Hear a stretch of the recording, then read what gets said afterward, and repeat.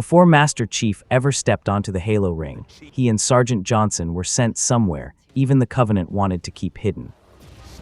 1 year before combat evolved, a human colony had already been burned to glass. Above its ruins, a Covenant research ship was carrying information that could lead humanity to the heart of the enemy empire. The mission sounded simple: get aboard, steal the data, and get out. It was called Operation Meteorite. And 25 years after Halo began, we are finally going to play it. The original Halo, Combat Evolved, opens in 2552. The Pillar of Autumn arrives at a mysterious ring, the Covenant attacks, and the Master Chief is pulled out of cryo. But Operation Meteorite takes place in 2551, during the final stretch of a war humanity had been losing since first contact with the Covenant in 2525. That date matters. This is before the fall of Reach, before Cortana leads the Autumn to Installation 4, before anyone in the UNSC understands what a Halo ring can actually do. Humanity still has one overwhelming problem. It cannot stop the Covenant if it cannot find the command center of the Covenant Empire. Meteorite is an attempt to change that. Not by winning a giant fleet battle, but by sending a very small team into the worst possible place. The target is the Triumph of Tolerance, a Covenant agricultural research vessel orbiting a human colony called Promise. By the time Chief and Johnson arrive, Promise is already gone. The Covenant has glassed the planet, turning a human world into a scorched warning. But the ship above it may be carrying something more valuable than any weapon: navigation data. The UNSC believes that data could point toward High Charity, the mobile holy city at the center of the Covenant. Finding High Charity would lay the groundwork for Operation Red Flag, humanity's desperate plan to capture a Covenant flagship, take a prophet hostage, and force an end to the war. Players of Halo Reach already know how that plan ends. The Covenant attacks Reach before Red Flag can truly begin. The Pillar of Autumn escapes, and the mission that was supposed to hunt the Covenant instead leads humanity to Halo. That makes Meteorite more than a disconnected bonus chapter. It is a missing link between the war humanity was losing and the gamble that placed Master Chief aboard the Autumn. The other reason this story matters is standing beside the Chief. In the games, Avery Johnson often feels like he has simply always been there, the Marine who survives impossible battles, keeps everyone moving, and speaks to the Master Chief like a soldier rather than a legend. But that relationship did not begin on Halo. The novel Silent Storm established Johnson as a mentor to a much younger John 117 during the first year of the Covenant War. Its author Troy Denning also helped develop Operation Meteorite. So these missions are not inventing a friendship for nostalgia. They are bringing a relationship that mostly lived in books into a playable Halo campaign. And the timing is perfect. By 2551, Chief is no longer the inexperienced Spartan Johnson first advised. He is humanity's most effective weapon. Johnson is no longer teaching him how to survive the Covenant. Now they are veterans entering the same impossible mission together. Halo Studios describes the assignment as a smash-and-grab operation. Infiltrate the ship, recover the data, escape. Of course, that is not what they find. The Triumph of Tolerance is controlled by a San Shiuum figure called the Minister of Harmony.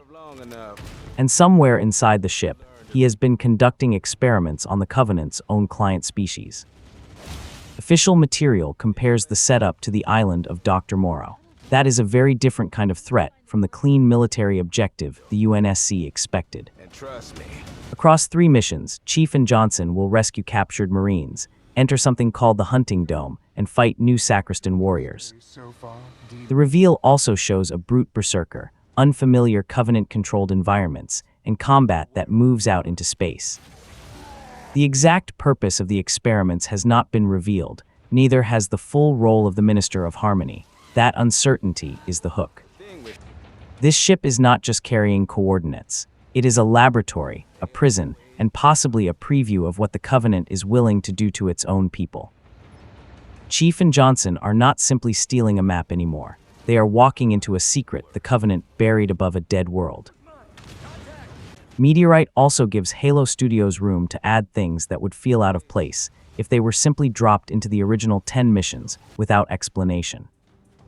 The new campaign includes weapons from across the series: the battle rifle, energy sword, needle rifle, brute plasma rifle, spiker, and more.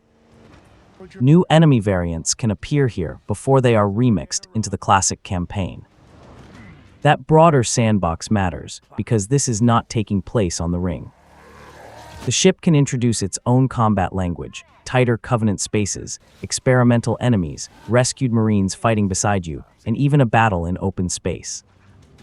The original Halo worked because every encounter became a small story. A grenade changed the battlefield, a vehicle created a new route, a weapon you found on the ground changed the plan. Meteorite does not need to copy the geography of Combat Evolved. It needs to create that same feeling of entering a fight with a plan, losing the plan, and surviving through improvisation. There is another reason this story has weight. We already know what comes next. Even if Meteorite succeeds, humanity does not reach high charity in 2551. Operation Red Flag is overtaken by the fall of Reach. Promise remains dead. The Covenant War continues. That does not make the mission pointless. Halo has always been full of victories that only buy time. A ship escapes, a handful of Marines survives, one piece of intelligence reaches the right person. The larger defeat still happens, but without those smaller victories, there is no one left to fight the next battle. Operation Meteorite can show us one of those victories. It can also make Johnson's later relationship with Chief feel less like background familiarity and more like shared history. When Johnson trusts him on Halo, when he fights beside him again, and when he refuses to stay down, there will now be another operation behind that trust. The mission may not change where the timeline ends, but it can change how the beginning feels. Here is what we know for certain. Operation Meteorite contains 3 new missions. It takes place in 2551 aboard the Triumph of Tolerance. Chief and Johnson are searching for data connected to High Charity. They will face the Minister of Harmony, Sacristan warriors, bizarre experiments, and a mission that expands beyond a simple infiltration. We also know Troy Denning helped shape the story, and that his new short story, Hungry Buzzards, leads directly into the operation. What we do not know is just as important. What exactly has the Minister created? Why is a Covenant research ship still operating above Promise? Who survives the full mission? And what information, if any, makes it back to the UNSC?